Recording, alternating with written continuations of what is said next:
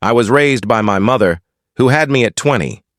My biological father, uninterested in parenthood, left after a brief relationship with her.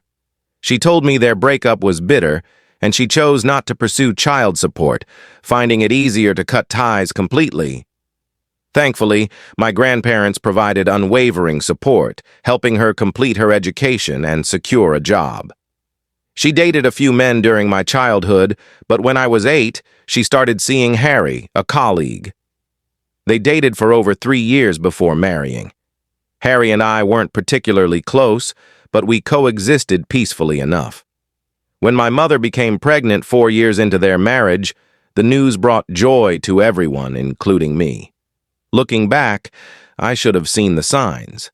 But I was naive, believing my mother would always stand by me after raising me alone through tough times. After marrying Harry, she grew distant, and our relationship began to fray.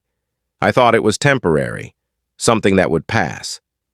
During her pregnancy, I tried to be supportive, but she seemed increasingly irritated by my presence. To avoid conflict, I made myself scarce, thinking it would help.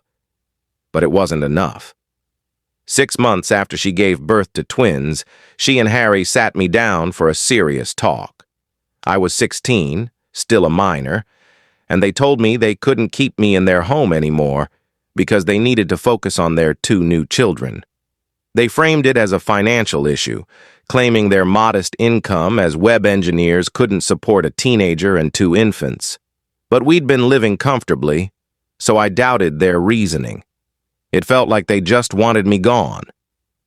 I suggested getting a part-time job to ease any burden, but my mother dismissed it, saying they needed to save resources for the twins, who deserved it more.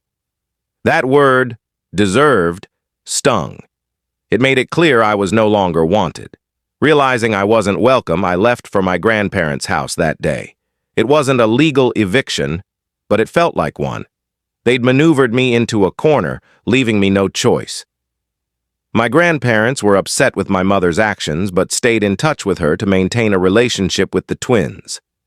At 16, I started working part-time to support myself, as my elderly grandparents couldn't fully provide for me.